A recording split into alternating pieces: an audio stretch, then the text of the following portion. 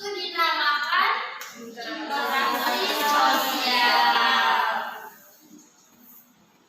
Selanjutnya, syarat terjadinya interaksi sosial itu ada dua: kontak sosial dan komunikasi. Yang mana kontak sosial berasal dari bahasa Latin kon, yang berarti bersama-sama. Jadi apa bedanya interaksi individu atau berdua dan interaksi sosial? Jadi interaksi individu atau yang dilakukan oleh dua orang itu biasanya terjadi bisa lewat telepon dan lain sebagainya. Tapi interaksi sosial yang biasanya kita lakukan yaitu berdiskusi di dalam kelas. Kemudian komunikasi. Komunikasi di sini apakah interaksi yang dilakukan oleh dua orang termasuk komunikasi? Termasuk.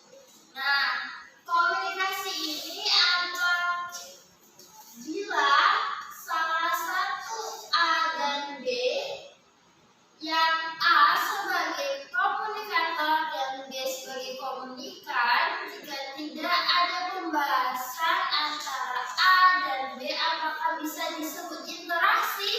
Tidak bisa.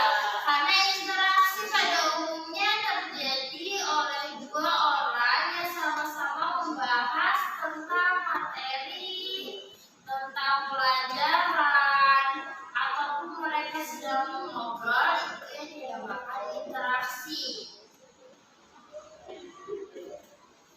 Nah, di sini ada dua contoh, bersifat positif dan bersifat negatif. Ada yang bisa menjelaskan yang bersifat positif?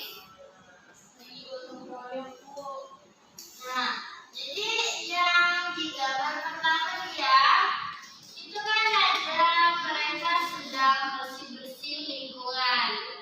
Nah, itu kan bersifat positif karena satu, mereka bekerja sama dari satu desa, dari satu tempat, mereka bersih-bersih untuk membersihkan lingkungannya mereka.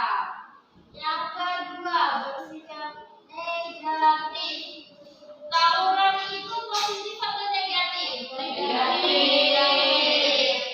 Nah, makanya dibilang negatif karena tawuran itu tidak baik, ya, bisa melukai teman, terus tindakan yang mereka lakukan itu juga akan berdampak pada mereka sendiri, walaupun mereka itu termasuk kontak sosial, tapi kalau yang bersifat negatif itu tidak boleh dicontoh ya.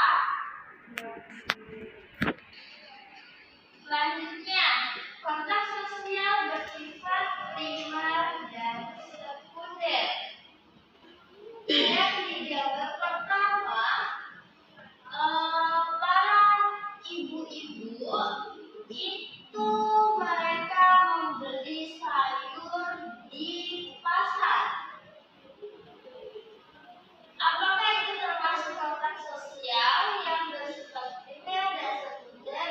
Ya, betul sekali. Karena mereka langsung bertatap muka. Seperti saya dan kalian, apakah itu termasuk kontak sosial? Ya, betul. Betul. Nah, yang gambar kedua, tidak langsung. Nah, kayak misalnya kalian lagi teleponan, nah itu termasuk tidak langsung karena kalian tidak bertemu tatap muka dan kalian juga maksudnya berbicara lewat telepon atau media saja.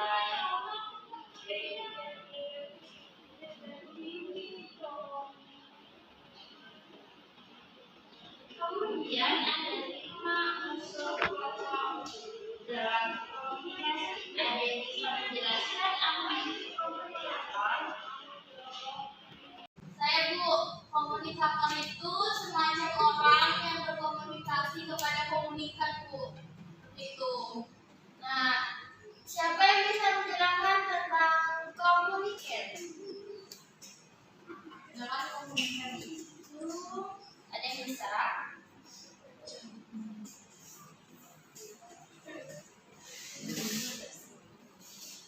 Orang yang menerima pesan. Nah, pesan itu bisa secara langsung ataupun tidak langsung. Kemudian media apa saja yang digunakan dalam komunikasi? Bisa tolong sebutkan?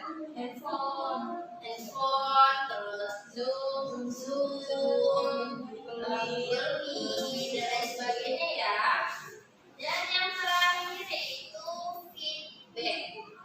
Nah, dalam komunikasi yang saya jelaskan tadi terdiri dari 2 orang atau lebih.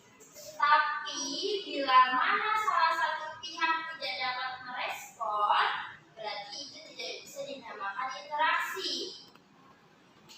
Jadi, jika interaksi bisa berjalan dengan lancar, maka kedua belah pihak harus paham apa yang sedang dibicarakan. Misalnya, si A membicarakan tentang interaksi sosial, tapi si B membicarakan tentang ekonomi mikro atau makro. Itu nggak akan bisa nyambung, karena pembahasannya tentu berbeda. Selanjutnya, kita akan membahas tentang akomodasi. Akomodasi adalah keadaan kehidupan yang berimbang antara interaksi sosial dan hubungan sosial yang menciptakan nilai sosial serta norma dalam usaha yang nyata bentuk kelompok sosial untuk meminimalisir ketegangan yang terjadi di dalam kehidupan. Oke, selanjutnya tolong contohkan apa itu interaksi sosial dan apa itu interaksi yang bersifat tidak sosial. Ada yang bisa?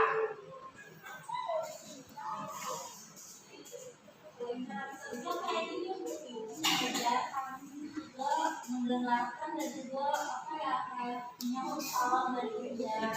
Betul. Nah, misalnya kita kan sedang berinteraksi. Saya sudah menjelaskan tentang interaksi sosial, tetapi salah satu dari kalian misalnya tidak memperhatikan atau tidak mengerti apa itu interaksi sosial, berarti di sini saya cuma mengkomunikasikan, menyampaikan informasi tanpa ada feedback di antara kita. Nah, selanjutnya, apakah jika seseorang, kan biasanya cewek-cewek nih suka kan pemeliharaan kucing, terus mereka ngobrol sama kucingnya, apakah itu bisa dinamakan interaksi? Tidak, karena tidak ada timbal baliknya, karena kita juga tidak mengerti apa yang dia bicarakan, kan? Nah, kayak kecuali kalau kita burung beo tuh biasanya mereka tahu, tapi kan nggak 100% mereka tahu, hanya biasanya mungkin mereka bisa mengucapkan salam, memanggil nama, terus misalnya ada tamu dia ngomong dan lain sebagainya, tapi juga tidak bisa dibilang interaksi. Nah, interaksi sosial ini terjadi bila orang sedang berdiskusi, terus seseorang sedang rapat, terus seseorang sedang bergotong royong dan lain sebagainya. Tanpa kita sadari pun, interaksi sosial itu sering kita lakukan dalam kehidupan sehari-hari. Nah, seperti juga contoh misalnya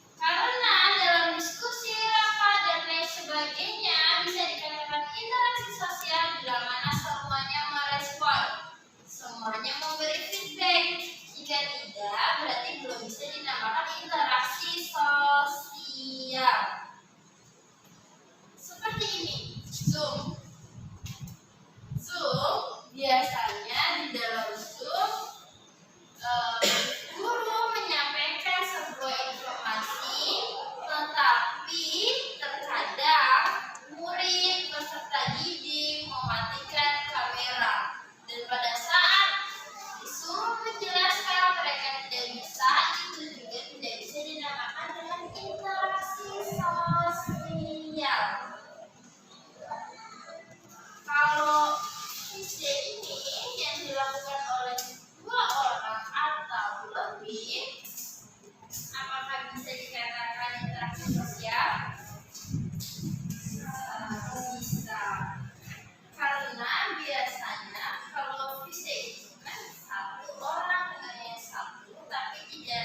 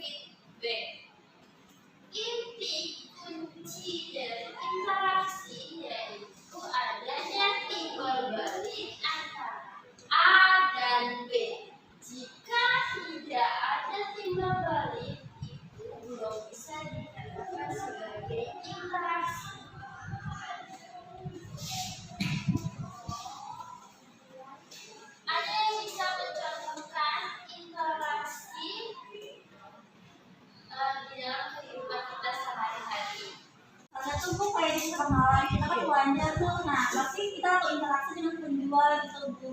Penjual juga pasti kayak interaksi dengan kita juga ada umpan balik gitu Bu antara kita dan penjual. Ya betul, seperti tawar menawar. Ya. Biasanya yang melakukan tawar menawar adalah ibu-ibu. Dulu harga kangkung satu ikat itu 3.000.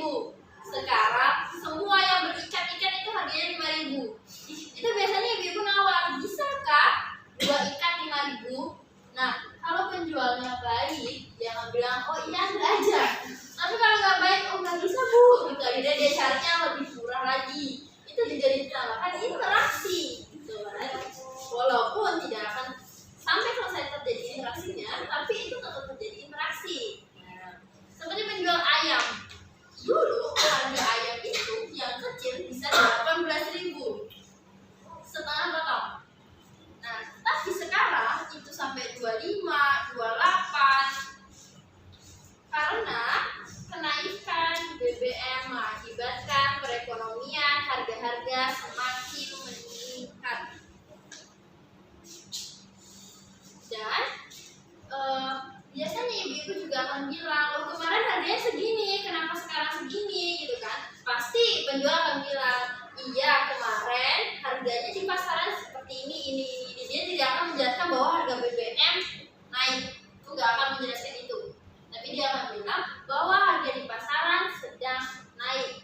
Jadi nggak mungkin dong ibu-ibu bakalan bilang, paling dia kalau misalnya di pasar malam ada 2, 3, 4 orang penjual ayam, dia datangi satu-satu. Dia bakalan tanya harga termurah. Kalau misalnya sih harga termurahnya 25, dia bakalan beli harga 25.000. Walaupun perbedaannya cuma 3.000. Ya. Nah, di dalam pasar, satu penjual menghadapi berbagai macam pembeli. Jadi, para penjual, misalnya nih, si A tanya tentang harga kangkung, si B tanya harga cabai, si C tanya harga ikan, misalnya, terus si D tanya harga tomat gitu. Nah, ini termasuk interaksi sosial yang dilakukan secara langsung. Apakah pembelian di Shopee, TikTok itu termasuk pembelian secara langsung? Karena mereka membeli lewat aplikasi yang mereka tidak tahu siapa yang jual, terus bagaimana bahan aslinya. Tapi penjual di sosial media sekarang itu pintar. Mereka memberikan keterangan di setiap barangnya sehingga kita tahu. Jadi kalau misalnya barangnya itu datang, bajunya itu besar, nah berarti dalam keterangannya ini udah 90% mereka bakalan kasih keterangan bahwa lingkar dada 20, lingkar dada 10. Mereka bakalan kasih keterangan. Atau di bajunya mereka itu akan dikasih tulisan bahwa oversize. Nah, jadi biasanya anak-anak sekarang itu membeli baju oversize. Kenapa? Karena memang baju oversize sekarang itu lagi tren, di mana para penjual menjual baju-baju itu sesuai tren. Kemudian ibu-ibu biasanya yang punya aplikasi grosir dan lain sebagainya, mereka lebih memilih menggunakan aplikasi tersebut daripada mereka harus panas-panasan milih barang. Mendingan mereka langsung klik-klik aja terus barangnya diantar. Nah, itu akan terjadi interaksi antara orang yang jual dan orang yang membeli. Tapi jangan terjadi interaksi antara kasir dan orang yang membeli karena mereka menggunakan aplikasi. Dan biasanya di dalam aplikasi kita bisa komplain. Misalnya kita pesannya ukuran L tapi datangnya XL. Padahal di keterangan yang kita beli itu sudah tertulis bahwa kita pesannya baju ini loh, warnanya ini. Tapi yang datang warnanya beda, ukurannya beda dan lain sebagainya. Kita diperbolehkan komplain. Tapi kalau misalnya kita interaksi langsung bertemu dengan penjual, biasanya sangat malas sekali untuk ke pasar lagi. Ke pasar umbuk-umbukan, tempatnya kecil, terus kita datengin pasar itu cuma bilang, oh ini bajunya salah. Gitu. Paling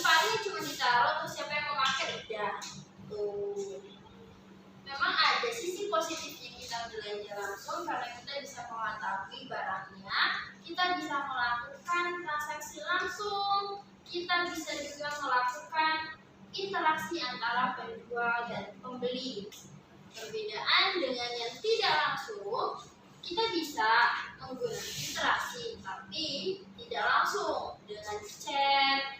Kalau misalnya telepon itu kan kemungkinan kecil sekali.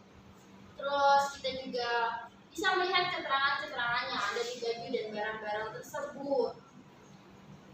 Hal yang paling minim ketika kita berbelanja online yaitu membeli alat-alat elektronik. Memang di tokonya itu mereka menjual barang-barang yang ori yang bagus, tapi di ekspedisi mungkin barangnya dijatuhkan dan lain sebagainya, tetap yang salah adalah penjual. Nah, itu nanti setelah ada komplain, itu akan terjadi namanya interaksi antara penjual dan pembeli. Oke, selanjutnya kita akan melakukan diskusi seperti apa yang tadi saya sampaikan tentang materi interaksi sosial, di mana kita akan membentuk dua kelompok, kelompok kanan dan kelompok kiri. Kelompok kanan membahas tentang interaksi sosial yang bersifat positif dan kelompok kiri membahas tentang yang negatif. Jadi kalian harus satu membuat contoh dan kalian bisa menyimpulkan. Tidak perlu banyak-banyak, saya kasih waktu 10 menit di mana kalian, salah satu dari kalian bisa menjelaskan apa yang saya sampaikan. Karena jika saya hanya menyampaikan, itu termasuk saya menginformasikan. Tetapi jika kalian bisa menjelaskan, itu akan terjadi feedback di antara kita. Oke, selanjutnya saya serahkan ke kalian. Kalian, Bu. Ya, yang sebelah sini positif, sebelah sini negatif. Silahkan kalian berdiskusi.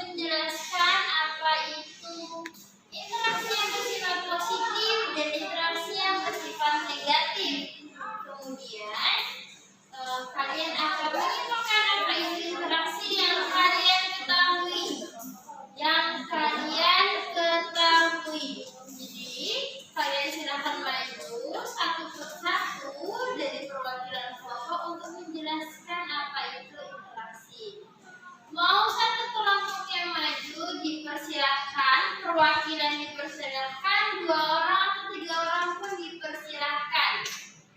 Oke, yang pertama kita akan memulai dengan hal yang negatif terlebih dahulu. Silakan perwakilan.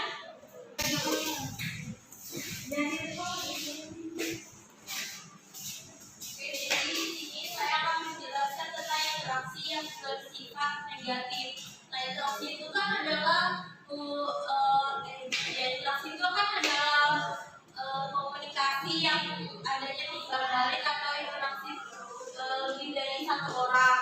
Nah, di sini interaksi negatif itu kan banyak tuh. Karena dia interaksi negatif itu juga dia bersifat yang gak tertib, terus dia banyak yang merugikan, merusak gitu. Nah, di sini nanti saya akan memberikan contoh tentang interaksi negatif. Baik, terima kasih Kak untuk interaksi yang negatif itu. Yang pertama ada tawuran, kedua itu ada teman-teman yang mengajak untuk bolos, dan ketiga itu di mana saat kalian demo ternyata ada provokator dan hasilnya demo itu bukannya untuk jadi manfaat malah jadi merugikan. Jadi mungkin itu saja dari kami. Terima kasih. Yang pertama kita akan mulai dengan kelompok positif. Ayo perwakilan. Boleh 1 hingga 2 orang ya.